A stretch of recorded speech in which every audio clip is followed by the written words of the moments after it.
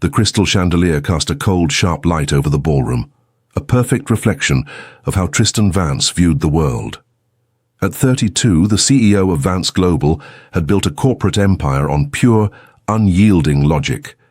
He hated these charity galas with their fake smiles and endless whispers, but tonight was a necessary evil. He stood near the balcony, swirling a glass of sparkling water, his dark eyes scanning the room. He needed the European shipping merger to go through by the end of the month, but the conservative board of directors across the ocean had one strict demand. They wanted a family man. They wanted stability.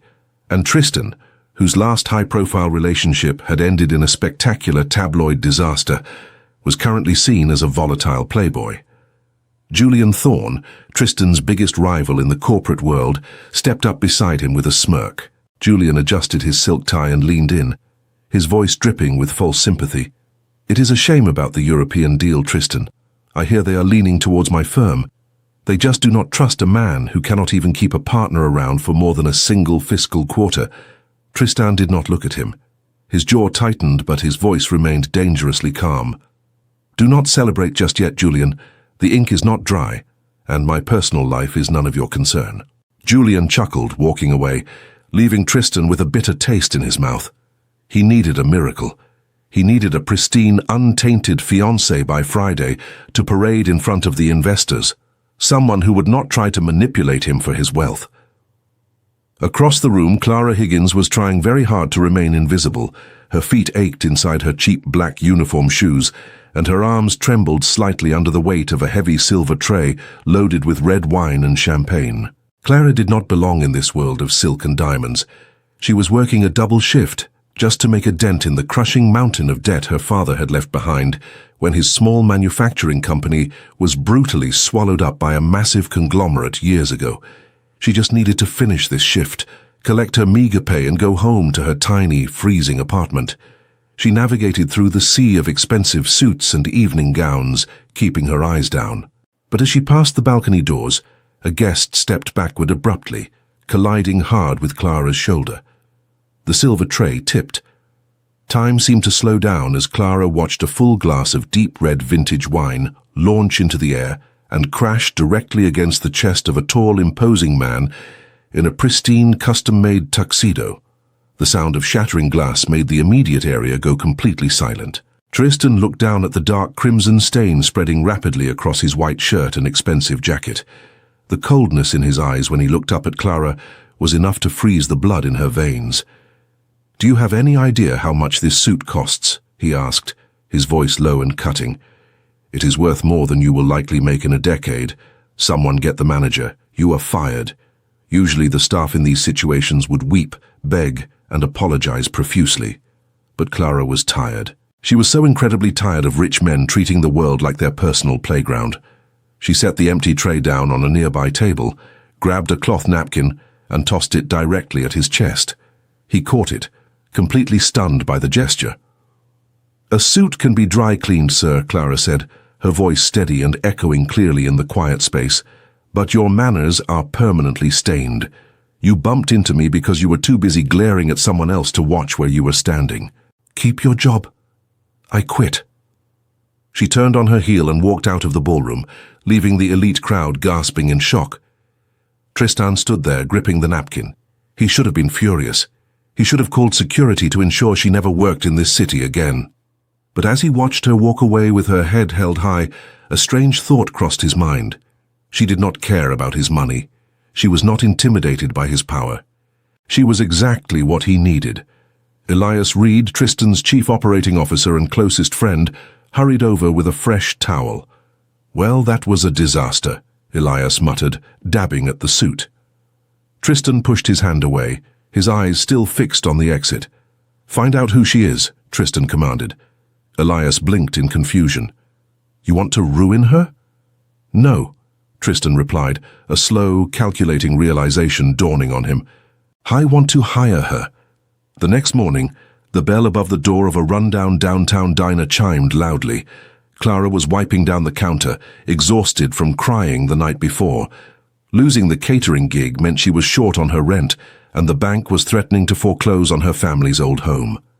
She looked up and froze. Tristan Vance was standing in the middle of the greasy spoon diner, looking completely out of place in a sharp charcoal suit. He sat down at one of her tables. Clara walked over, her spine stiff with pride. "If you are here to demand payment for the suit, you will have to wait in line," she said coldly. Tristan gestured to the seat across from him. "Sit down, Clara." She frowned, wondering how he knew her name, but she remained standing. "I prefer to stand. What do you want?" Tristan leaned forward, his hands clasped on the sticky table. "I have a business proposition. I need a fiancé for 6 months to secure a corporate merger. You need money. I did my research on you this morning. You are drowning in medical debt and back taxes. I will clear it all, every single penny. In exchange, you will move into my penthouse, wear my ring, and smile for the cameras. When the deal is signed, we part ways, and you never have to see me again." Clara stared at him, her heart pounding against her ribs. She wanted to throw the pot of hot coffee on him. Her pride screamed at her to tell him to rot in hell.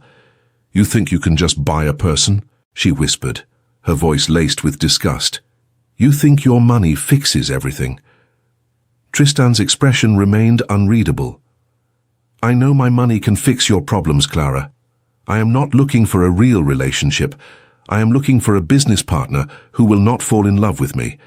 And based on last night, I think you hate me enough to do this job perfectly." Clara looked away, swallowing the hard lump in her throat. If she said no, she would lose the house where she had all her memories of her parents before everything fell apart. She thought of her father, broken by corporate sharks, just like the man sitting in front of her. She looked back at Tristan, her eyes blazing with defiance. "Fine, but I have rules. You do not control my personal life. You do not talk down to me in private, and I get half the money up front." Tristan's lips twitched upward into the ghost of a smile. He reached into his jacket, pulled out a thick contract and a luxury fountain pen and slid them across the table. "We have a deal. Read it, sign it, and pack your bags. Your old life ends today." Clara took the pen. As she signed her name on the dotted line, she felt a shiver run down her spine. She was selling her freedom to a monster, stepping into a world of lies and luxury.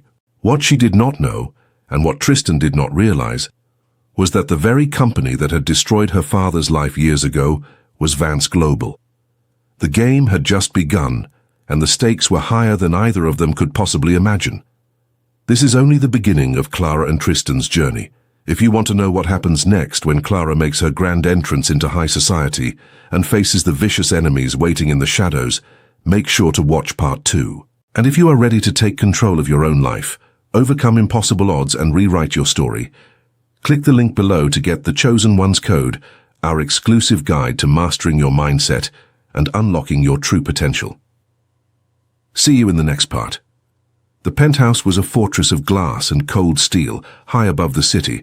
Clara stood in the center of the massive living room, clutching her small, worn duffel bag.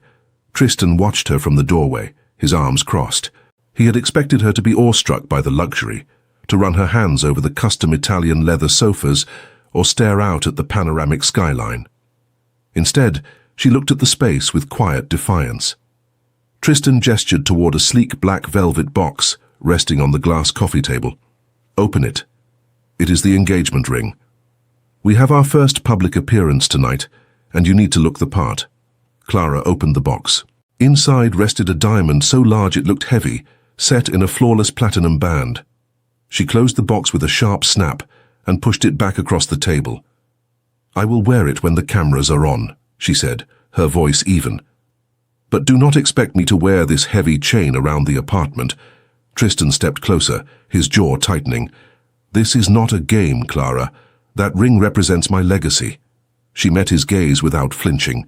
"No, it represents your control. And you only control me from 8 to 5 when the public is watching." The first few weeks were a battlefield of silent power struggles. At the charity galas and corporate dinners, they were the perfect couple. Tristan would place a possessive hand on her lower back, and Clara would smile brilliantly for the flash of cameras, playing the role of the devoted fiancé. But in the quiet moments, in the back of the limousine or the empty halls of the penthouse, the air crackled with unresolved tension. One evening, After a particularly grueling dinner with the European investors, Tristan noticed Clara rubbing her temples, looking unusually pale. Without a word, he cancelled his late-night video conference, walked into the kitchen, and brewed a cup of chamomile tea, setting it gently on the table beside her. He did not say a word, and neither did she, but for a brief second the icy wall between them thawed. The fragile peace shattered 2 days later. Tristan was in his study, reviewing background checks that Julian Thorne, his bitter rival, had subtly hinted at during a board meeting. Julian had been digging into Clara's past, trying to find leverage to ruin the merger. Tristan's private investigator had finally sent over the complete unredacted file on Clara's family. Tristan's eyes scanned the documents, the blood slowly draining from his face. Her father was Thomas Higgins, the owner of Higgins Manufacturing, the very same company that Vance Global had ruthlessly acquired and liquidated 5 years ago, leaving the family destitute and drowning in debt. Tristan burst into the living room, gripping the files. Clara was sitting by the window, reading. She looked up, her expression hardening instantly when she saw the papers in his hand. "You knew," Tristan said, his voice a dangerous, quiet storm. "You knew exactly who I was when you signed that contract. You came into my home to destroy me from the inside." Clara stood up, her small frame trembling, but her eyes blazed with furious pride. "I came into your home because you gave me an ultimatum," she shouted, her voice echoing off the glass walls. "You ruined my father, Tristan. Your company stripped him of everything he built, and you did not even know his name until today. You think this is a revenge plot? I just wanted to survive the wreckage you created." The silence that followed was suffocating.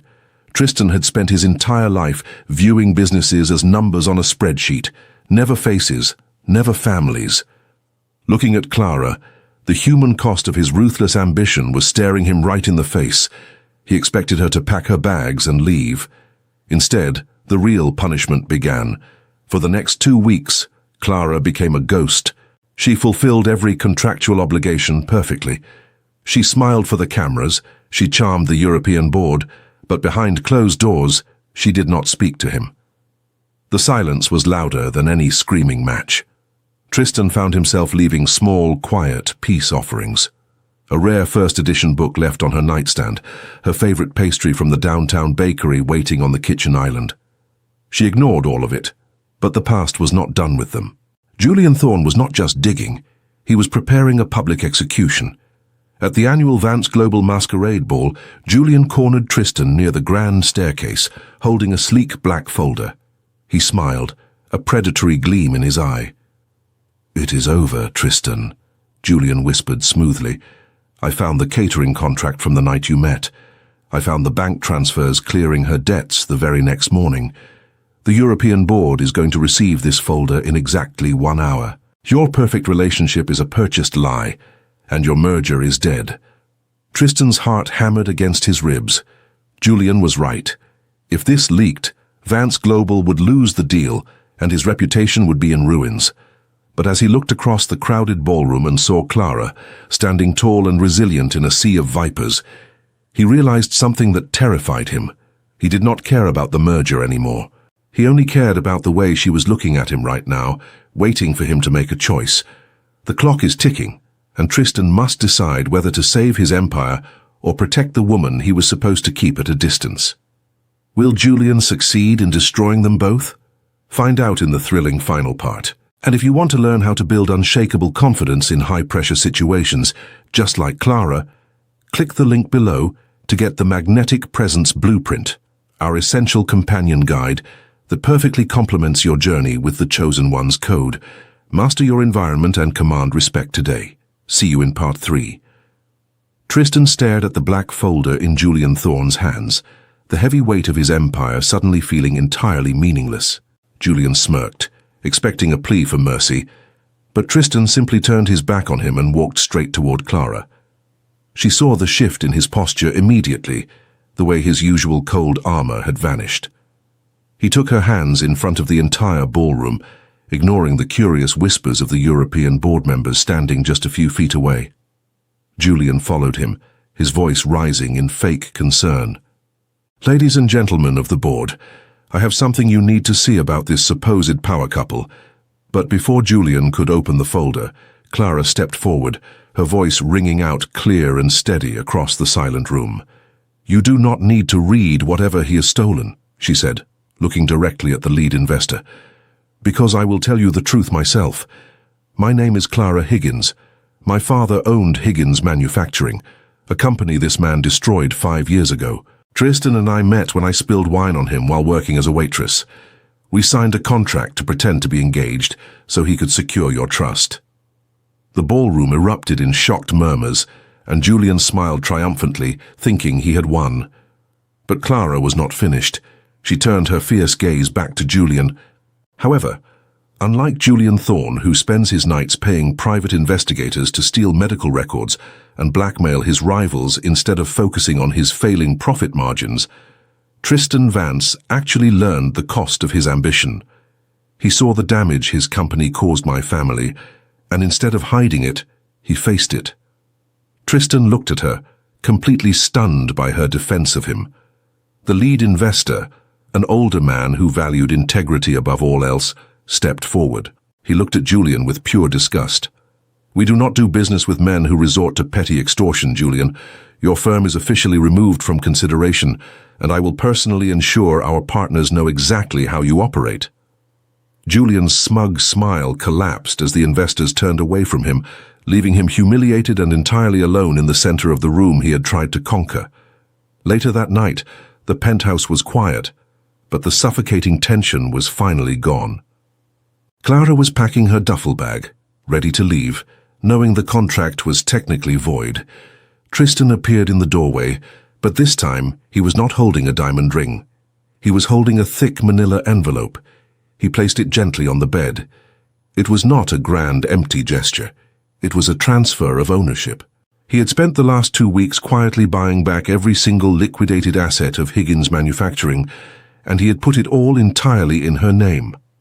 I am not asking you to stay because of a contract, Tristan said, his voice stripped of all its usual arrogance, leaving only raw vulnerability.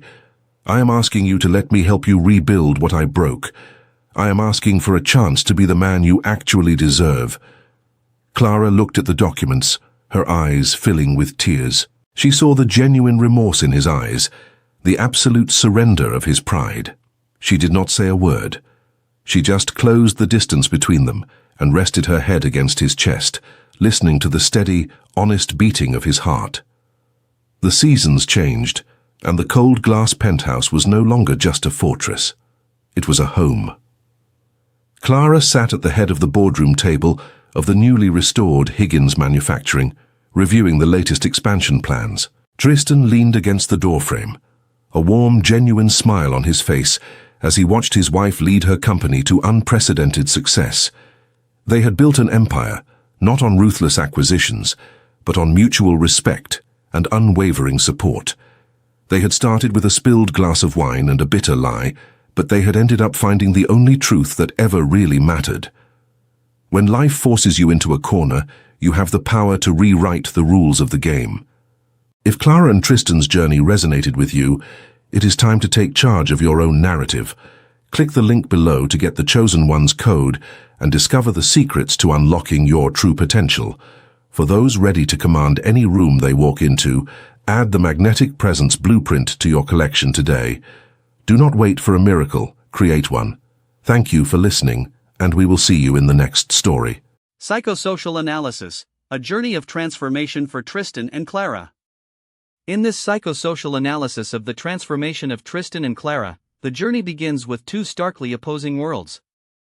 Tristan Vance, at 32 the powerful CEO of Vance Global, was defined by cold logic and unyielding corporate structure, viewed by the outside world as a volatile playboy. Symbols of charts and skyscrapers illustrate his domain. In perfect contrast stood Clara Higgins, a waitress of elite distinction who was also exhausted, struggling beneath a massive mountain of debt inherited from her father after his small company was ruthlessly devoured by a corporate conglomerate, Vance Global. Her world of a Frio apartment and a simple black uniform are visualized with symbols of a tray and cleaning supplies, including the specific text details like father's debts. Their path to connection was forged in the aftermath of a spilled glass of red wine, leading to a contract that became a battle for control versus autonomy. A convenience deal, visualized by a handshake over a contract in rings, promised to clear Clara's debts in exchange for a public-facing performance of stability. Tristan and Clara entered this fake engagement with different motivations, one seeking a merger and the other survival.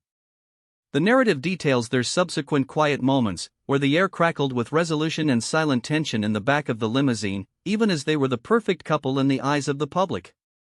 They fought over the boundaries of control, as Clara firmly established her rules, respect in private and freedom in her personal life. The true evolution, however, was psychological, depicted in the third panel. For Tristan, the journey was a profound transformation from a controlling corporate giant to an empathetic man who finally understood the human cost of his choices. This occurred when his private investigator unearthed the complete, unredacted file on Clara's family, revealing that Thomas Higgins, the owner of Higgins Manufacturing, was the same man his company had destroyed. For Clara, the path was one of resilience, moving from a survival stance to becoming a resilient leader. She maintained her dignity throughout the false marriage and used the absolute truth as her primary weapon against the predatory blackmail of Julian Thorne, the rival CEO who sought to destroy them. Her profile with symbols of a star and a crown represents this. This intricate personal journey is inseparable from the broader social and economic issues of the story, as highlighted in the fourth panel. The history is a case study in ruthless capitalism, with Vance Global destroying Higgins Manufacturing. The class dynamics are visualized by the disparate relationship to wealth. Money was a tool of control for Tristan and a desperate necessity for Clara to save her home. Julian Thorne's folder, labeled Extortion versus Integrity, signifies the corrupt forces waiting in the shadows to exploit vulnerabilities. The narrative explains that Julian was not just digging, he was preparing a public execution, but he ultimately faced integrity in the form of Clara's public confession. The final resolution is one of redemption and the creation of a new kind of empire, visualized in the final panel. Through a genuine act of reparation, Tristan spent 2 weeks quietly buying back every liquidated asset of Higgins Manufacturing, not as a grand gesture, but to transfer ownership to Clara, the only person with a true claim to it. He offered her the chance to rebuild. Clara accepted, and the narrative concludes with the transformation of a contract into a real home. We see Clara leading her thriving, restored company, built on mutual respect and unwavering support. They had started with a spilled glass of wine and a bitter lie, but ended with a lasting alliance based on genuine affection, proving that the rules of the game can be rewritten for truth and love.